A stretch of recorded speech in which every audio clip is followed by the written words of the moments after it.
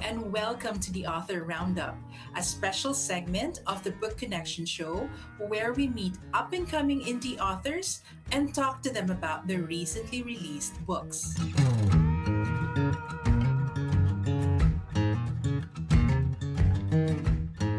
Hello, and welcome to the Author Roundup.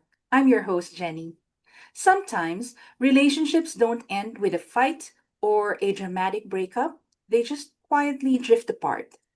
You may still care, still share a life together, but that spark, that closeness, it feels like it's fading.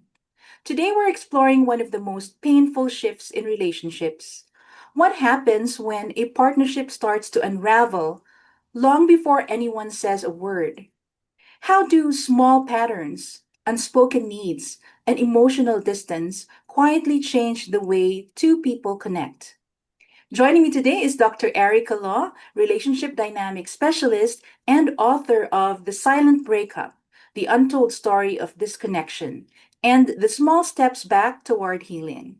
She'll help us understand how emotional distance develops, what keeps it going, and the small, powerful steps that can help couples reconnect before it's too late.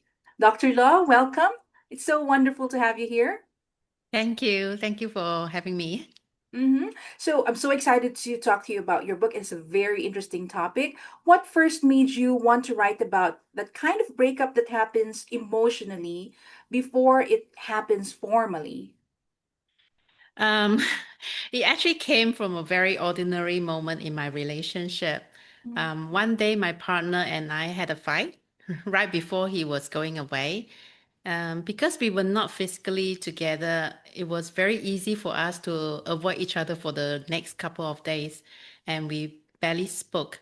Normally, whenever he travels, we will talk on the phone every day, even twice a day. So suddenly, when we stopped talking, it really hurt. I knew at that time we were both hurting, and I think neither of us knew how to back down. And at that moment, I remember thinking, fine, if you don't want to talk, it's okay. I can be on my own. I don't need anyone in my life. Of course, I didn't truly mean that. It was just my hurt self speaking. And right at that moment, the words silent breakup came into my mind. It Mm-hmm. felt like a realization that if we continue this way, the silence would suddenly create distance between us. If we didn't repair the rupture, something beautiful between us could slowly erode. Silence had already played a role in ending my marriage in the past. So I knew how harmful it could be if I didn't break that pattern. So, yeah, eventually we talked. We took turn to express our feelings and how we felt without blaming each other. It was really very uncomfortable, especially when the both of us were not used to this kind of difficult conversations. But through this process, we actually learned more about each other and we came back stronger. Before that, I had already been thinking about writing something about the conscious relationship. And this experience gave me the idea of introducing that conversation through the concept of the silent breakup. Yeah, so that's really where the book began. Okay. Mm, So it stems from something personal with mm, you, right? And yes. you use the word silent breakup. I think a lot of couples go through that without them really realizing that they're going through it, right? How tell Mm. us about that term silent breakup. How do you define it? And how is it different from an ordinary rough patch, as we would call it? A silent breakup is when the emotional connection in the relationship slowly disappears. Sometimes it's through quiet distance, and sometimes it's after so many unresolved conflicts that people stop trying. So the relationship can continue outwardly, but the emotional closeness and the intimacy have slowly faded. And we know that every relationship goes through rough patches. Conflicts and misunderstandings are very normal. The difference with the silent breakup is the absence of discussions about what is happening. Sometimes people silence themselves to keep the peace, which is very, very common. And sometimes if one person tries to speak up, but is met with dismissal or avoidance, and all those needs, disappointments, and hurts are being pushed aside instead of being addressed. And over time, those unspoken things will accumulate and resentment will set in. Resentment is what will create the distance. Mm, Mm, I see. mm, So you talk about resentment and how it would slowly happen between mm. the couple. In your view, what would be the earliest signs that a couple is starting to drift apart from being partners and, just becoming roommates? Actually, the roommate phase is just one of the most common expressions of a silent breakup, especially in long term relationships. Some of the signs are very subtle, quite subtle. Like conversations will become mostly about logistics, such as who is picking up the kids, what needs to be done in the house. You don't really talk about yourselves anymore. In terms of physical intimacy, they might still exist, but it can start to feel kind of mechanical. It is something you do rather than something you truly feel connected through. You may be sitting next to each other on the couch, but each person is on their phone and watching something different. You're living parallel lives. Another big sign is the loss of the vulnerability. You stop sharing what is really going on inside you. Maybe because it feels easier to keep quiet or because you feel it won't be understood anyway. So you stop sharing even your fear, your joy, things like that. And sometimes people notice they feel more alive outside the relationship than inside it. They could feel lonelier with their partners than when they are alone. So these are some of the signs, and each one on its own may seem minor, but if it is combined, it's telling you something about your relationship that you may need to pay attention to before it's too late. Mm. Mhm. Yeah. And one of the book's key ideas as to why that happens, or probably more people, or a lot of people would think that it's because I'm just busy, or I don't have time for this and all that, or I'm preoccupied. But in your book, you did say that busyness is often not the real issue. That's not what's causing, people or couples to drift apart. What is usually underneath that explanation? Yeah, most people today are busy, right? Because Yeah. we have work, we have family responsibilities and daily lives, and all those things takes energy. But if we are being honest, we still find times to go through our phone, right? Scroll through our phones or watch something online. So the issue here isn't just time. Often busyness becomes a socially acceptable explanation for something deeper. Sometimes what is underneath is the emotional avoidance because conversations about feelings, about disappointments, or the unmet needs can feel really uncomfortable.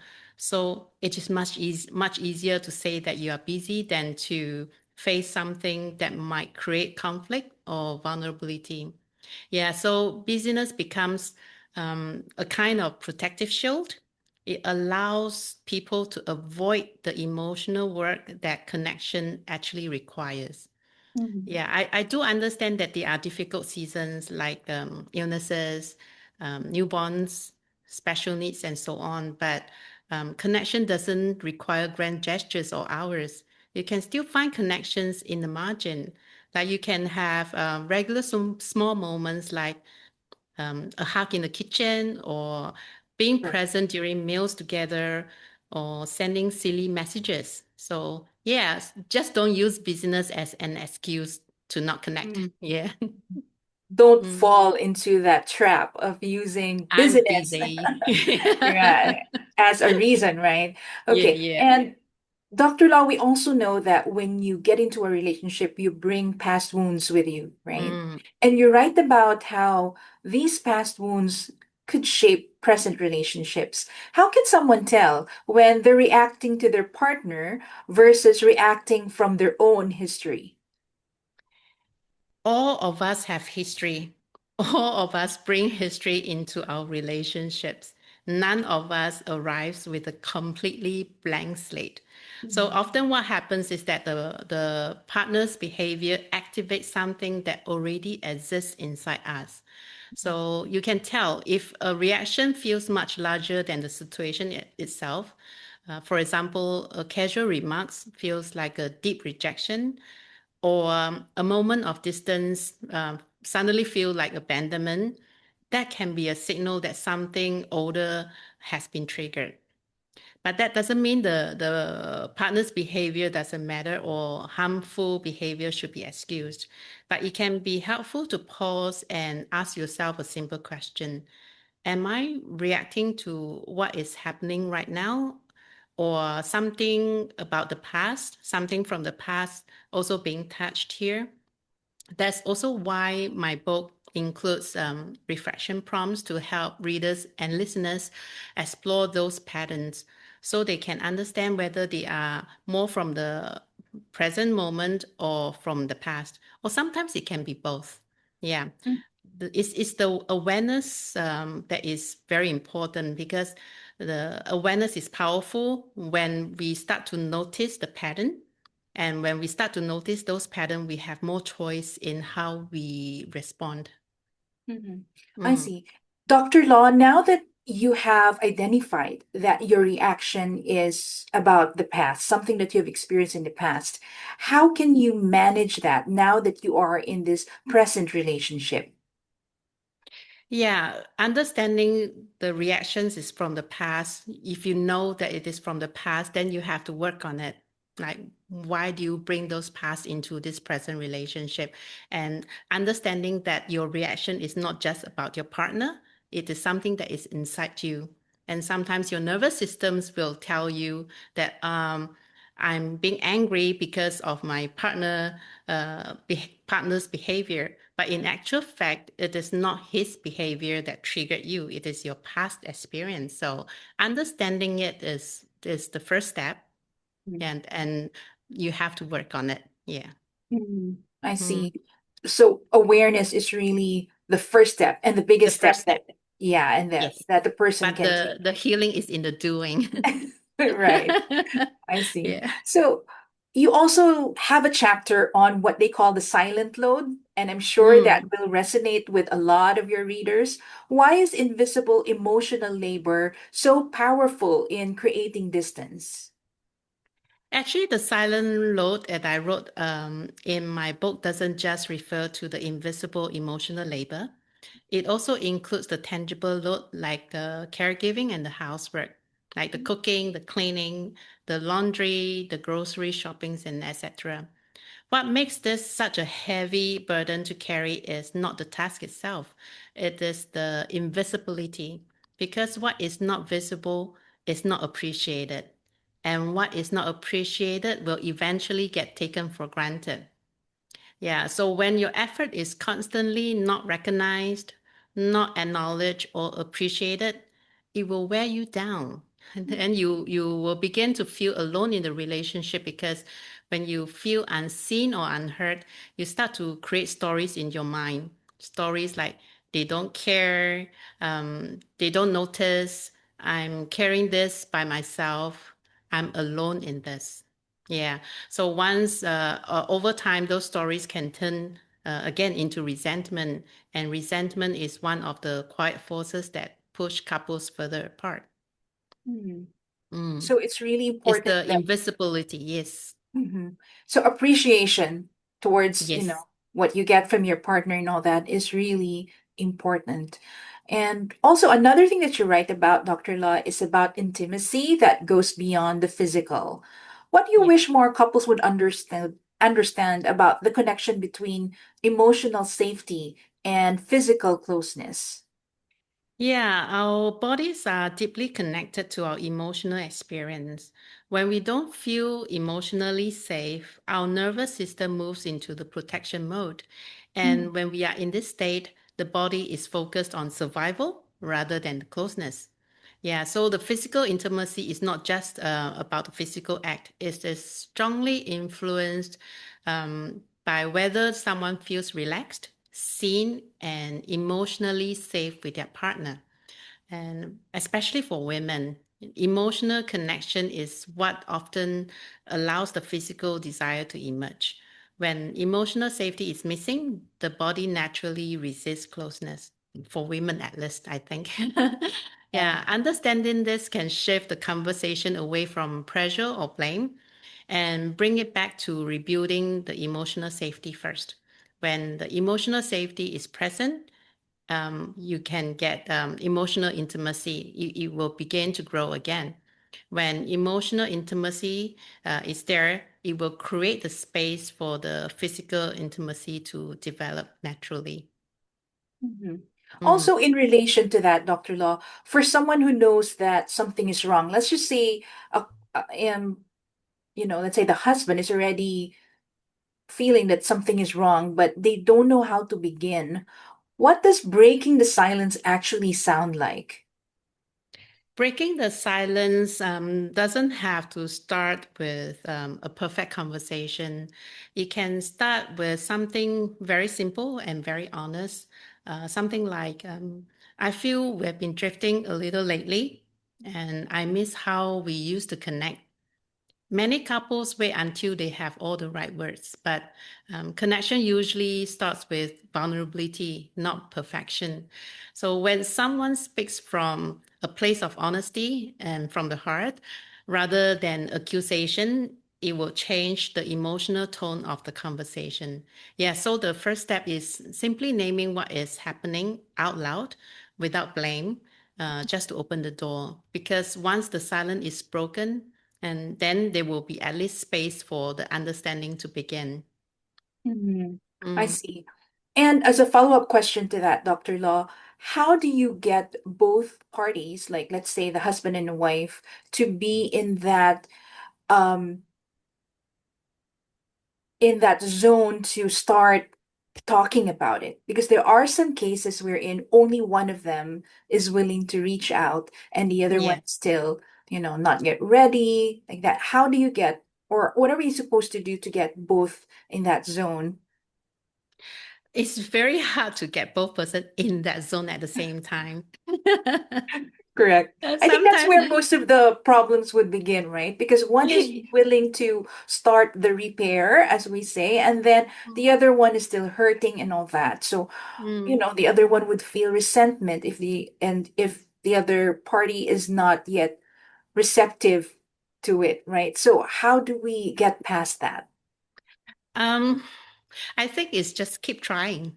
Oh, okay. Right, Just correct. keep trying because when you fail the first time, try Mhm, again because yeah, you are not going to succeed the first time. I can say that mhm, almost quite certainly because people are defensive when they are hurt. mhm, So the first time may not reach them. So you try again the second time and the third time. And eventually, if you it comes from the heart and comes from honesty and being vulnerable, mhm. it will reach them eventually. Mm. So, now that we start talking about repairs and all that, you emphasize in your book that small repairs over grand gestures are good, Mm. right? Like what are some of the most meaningful small repairs that couples can start making right away? Yeah, in my book, I talk about the small repairs rather than a big change in the relationship. Yeah, it's the small moments that rebuild connection. A small repair might be like when you have an argument, you can pause and say, um, I didn't handle that well earlier. Can we try again? Or something like, because we get angry sometimes. It is very hard to control that. You can say something like, "Oh, I'm sorry, I snapped earlier." Don't be afraid to apologize because the connection is more important than who is right and who is wrong. It might be turning toward your partner when they speak rather than continuing to scroll on your phone. Mhm. And sometimes it's also just a simple acknowledging the other person's feeling and effort. Yeah. So these gestures may seem minor, but they communicate something very important. What you're trying to tell them is, you matter to me, and this relationship matters to me. So when those repairs happens consistently, they will slowly rebuild the emotional safety. Hmm. Right. So also in relation to that, when you said that when the small repairs are constant, then Mm. it makes the big difference now. But how about when couples would keep repeating the same pattern? What usually stops them from changing it? So they start, slowly distancing and then they reach out to each other again, only to find out that after a few, months perhaps and all, they're back in the same Same way thing, that they were same before. pattern. So how do they change that? Yeah, most repeating patterns are not about being stubborn, they are about protection. Each partner develops way of protecting themselves when they feel hurt or when they feel misunderstood. So one person might withdraw to avoid the conflicts and the other person might pursue harder because they want reassurance. These are just some of the example of the dance that couples get into. But ironically, those protective behaviors often triggers the very reaction that keeps the cycle going. The more Mhm. one partners pursue, the more the other persons will withdraw. Mhm. Yeah, so what stops change is that both people feel justified in their reaction, but they are Mhm. often reacting to the pattern rather than seeing the pattern itself. So yeah, the first real shift happens when someone recognizes the pattern and say, wait, we keep ending up here. Maybe we are caught in this cycle again. Yeah, so being aware of the cycle, being aware of the pattern, and it's the pattern, the awareness that will interrupt the pattern. I see. Mm, So your book would also make room for both reconnection. I think you emphasize that with, the small gestures and all that, just to mm, reconnect. But you also talked about the time when you simply have to let go. How can mm. someone tell whether they are in a painful season that can still be worked through or a relationship that is truly at a dead end? Yeah, this is one of the hardest questions people Right. face in a relationship, whether you continue or you want to let go. Yeah. Every relationships go through difficult seasons. The conflict, the distance, or the misunderstanding alone won't doesn't mean that the relationship is over. But what matter more is whether there is still willingness on both sides. Are both people open to reflection? Are they willing to listen, even if it is uncomfortable? Is there still care beneath all those frustration? Yeah, so when those things are present, many relationship can find their way back. So it is a rough patch you can still weather together as a couple. But if one person consistently refuses to engage, refuses to take responsibility, or repeatedly dismisses the other person's emotional reality, then the situations become different. It could be a dead end.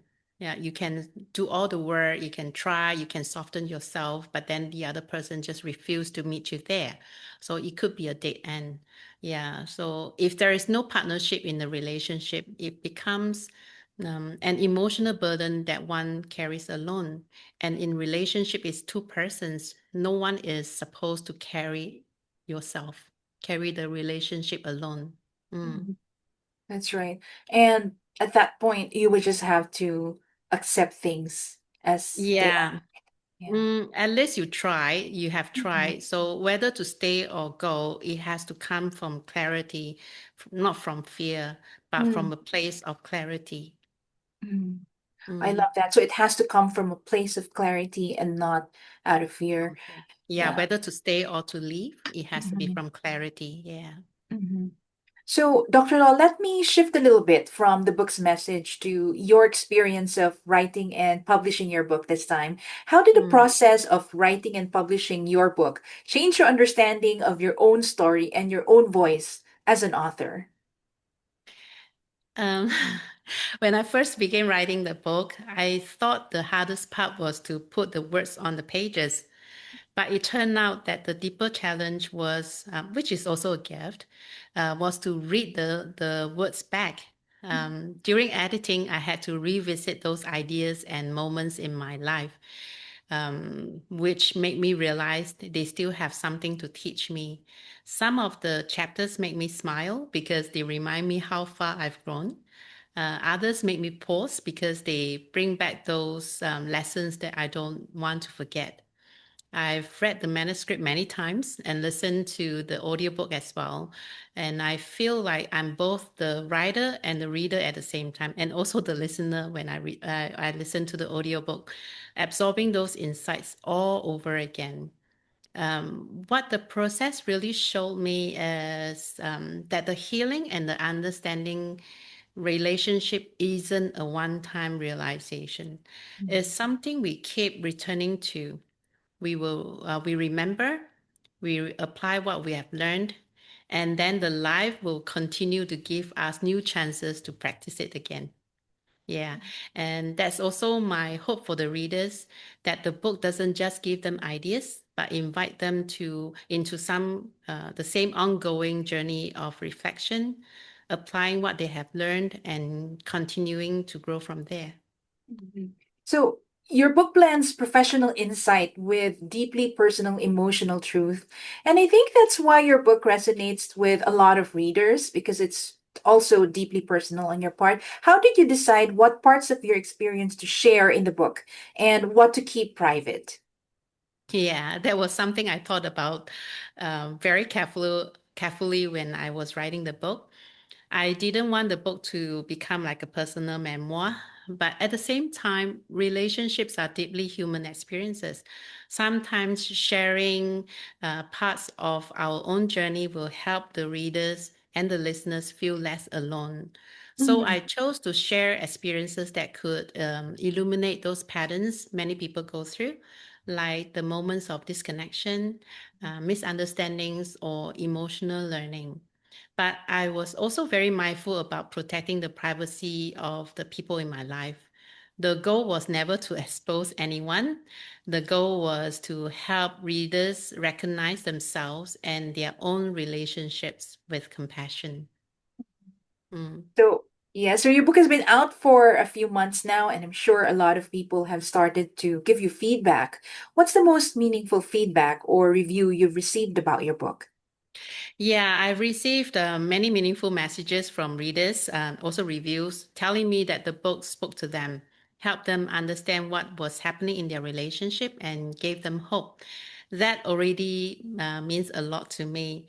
But one of the most special messages I've recently received was from a wife who told me that her husband actually read the book first and recommended that she read it too. After they both finished the book, the first round, they decided to work through the companion journal together and started doing the exercise, the reflection together. So they printed the companion journal from my website. At first, her husband was a bit reluctant because he felt that most of the problem was on her side and thought she was the one who needed to do the work. He didn't think he would have much to write. But eventually, he agreed to try those exercises. And to his surprise, once he started reflecting, he realized he had far more to say than he expected. He even needed extra paper to continue writing. So she told me that was the moment she felt hope again, because she could see that maybe they really could work through the difficult time together. Yeah, that really meant a lot to me because it reflects exactly what I hope readers will do. The healing Mhm. doesn't happen just by reading and by understanding the ideas. Yes, awareness is the first step, as we spoke earlier. But what really creates the change is what people do with that awareness. Yeah, the healing is in the doing, really. That must have felt amazing knowing that you have changed the lives of these two people through your book. And that's exactly what you wanted to do with your book, right? To reach out to everyone who would need your guidance and, starting to patch things up and, fix relationships and all that. How about for writers this time who are working on their first book? Since you already published your book, what guidance would you want to share with them? Mm, I think many writers imagine that finishing the book is the hardest part, or at least it is for me. I thought, at first, I thought finishing the book was the hardest part, but once the book is written, I realized there's another whole journey, whole side to the journey, which is helping readers discover the book. The Mhm. marketing side is something that I'm still learning. But beyond all of that, I think that the most important thing is simply to write the book you feel called to write. Mm. Even if it doesn't become a bestseller, the process itself can be incredibly meaningful. Writing forces you to think deeply, reflect on your experiences, and sometimes understand yourself in different ways. Mm. Mm. Okay, so you're off to a good start this year with the release of your book. What's next for you, in terms of your book or your author journey? Yeah, at the moment, my focus is really on helping the silent breakout reach those people who really need it. Mm. Many couples experience this kind of quiet emotional distance, but don't really have the language to describe what's happening. So, part of my journey right now is to continue to talk about those patterns through conversations, through my social media platforms, articles, and interview like this. And I've also started working on my next book, which I'm really excited about. Oh, that's Yeah. exciting. Is it still going to be something similar to the Silent Breakup, or is it a totally different book this It's time? slightly different. It's slightly different, but it's also more toward cultivating conscious relationship. Mm. I see. We're looking forward to that, Dr. Law. So Yeah. now that the Silent Breakup is out in the world, what kinds of conversations do you hope it opens up for readers, couples, and even therapists? Yeah, what I really hope the book encourages is for couples to speak up earlier instead of quietly living with the emotional distance. But at the same time, speaking up doesn't mean blaming or trying to win an argument, because very often when couples start to talk about problems, the conversations could become about who is right and who is wrong. What I hope the book encourages is a different kind of conversation, when one where people start to look at the pattern between them with more understanding and curiosity. So trying to understand each other, why they behave a certain way, why they feel that way. Yeah. When couples can recognize those patterns earlier, they don't have to get stuck in the silent breakup. And for the therapist, I hope the book can help give language to something many couples feel but struggle to describe, so it can support the work that they are already doing with their clients. Ultimately, my hope is that it helps people move toward more conscious relationship, where instead of reacting from hurt or habits, they become more aware of how they show up and how they can create connection together. Mhm.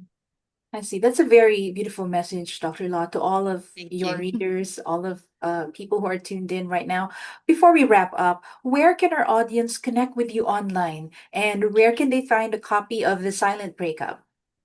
Yeah, readers can connect with me on my website at aricalaw.com, where I share articles and reflections about relationship dynamics and cultivating more conscious, emotionally connected relationships.